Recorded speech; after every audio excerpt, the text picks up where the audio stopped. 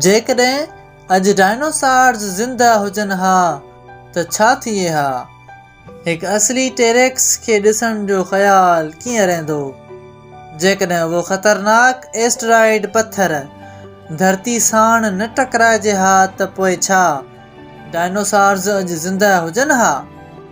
छा उहे ई अञा वाध वेझ करे सघनि हा? ऐं छा इंसान एतिरो ज़िंदा रही सघे हा? ऐं छा असां कॾहिं बि गॾु रहणु सिखी वठूं हा? हिते असां उहो ॼाणण जी कोशिश कंदासीं त छा थिए हा जेकॾहिं डायनासॉर्स कॾहिं ख़तम ई न थियनि हा। 66 मिलियन साल अॻु ताईं हर क़द बुत जा डायनासॉर्स धरती ते घुमंदा हुया।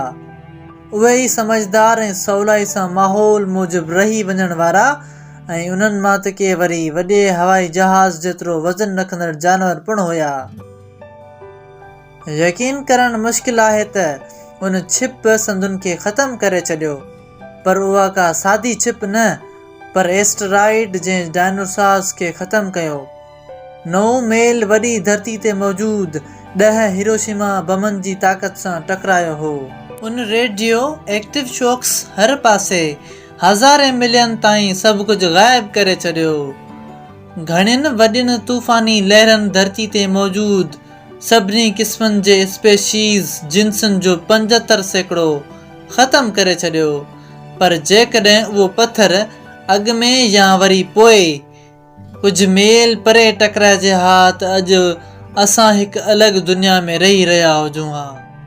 उहा चादर जंहिं डायनासॉर्स खे मारे विधो मैक्सिको यूटान पेनिनसुला जे घटि पाणी में फासी पवे हा। जेकॾहिं उहा छिप किनारे खां थोरो परे समुंड जे गहरे हिसे में किरे हा त पाणी उन जो धमाको घटि करे छॾे हा।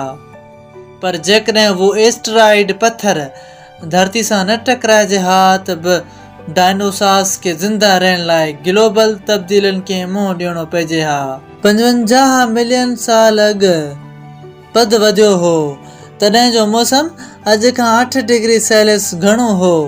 सावक वारा वण घटि थियण लॻा ऐं ज़मीनी सावक गाह वधण लॻो। नंढा जानवर त उन हिसाब सां जुड़ी वञनि हा, पर उहे ई थोरा अलॻि ॾिसण में अचनि हा। उन वक़्त जा वण ऐं ॿूटा घटि प्रोटीन ऐं पची वञण में सवला हुआ। मतिलबु डायनासॉर कद बुत में नंढा थी वञनि हा, छो जो संदुनि जी नई खुराक घणी ताक़तवर न हुजे हा।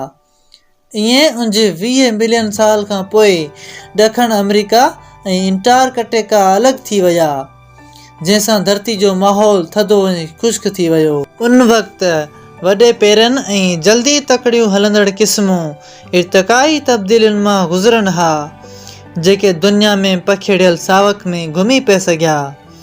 उन वक़्तु खीर पियाक ममालिया जानवरनि वटि केतिरा ई फ़ाइदा हुजनि हा। वॾा ॾंद, सुठी नज़र ऐं ईअं चइजे त डायनासॉर्स ताक़तवर हुजनि हा। माहिर सोचीनि था जेकॾहिं उहे ई ख़तमु न थियनि हा त छा ॿिया ममालिया जानवर रही सघनि हा। अॼु असां जिन वॾनि जानवरनि खे सुञाणूं था मुमकिन आहे उहे ई डायनासॉर्स जो शिकार थियनि हा। यादि रखो, इंसान घणनि वॾनि जानवरनि जेके मादी जे वॾनि हाथियुनि ऐं तेज़ ॾंदनि वारनि ॿिलनि सां रही चुका आहिनि, जेतोणीकि उहे ई क़िस्मूं 2.6 मिलियन साल अॻु वारे माहौल में जीवत न रही सघियूं। पर डायनासॉरनि जूं इर्तिक़ाई क़िस्मनि खे ॾिसंदे मुमकिन आहे उन्हनि कोशिशि कई हूंदी, पर असांजो छा? असां घणी थधि जेका रत ॼमाईंदी हुजे अहिड़नि वॾनि जानवरनि खां बची सघूं हा। चवंदा आहिनि भॼण सां जिस्म गरम रहंदो आहे, पर ईअं करण सां शायदि अवां उन्हनि जानवरनि जो पसंदि वारो खाधो बणिजो हा।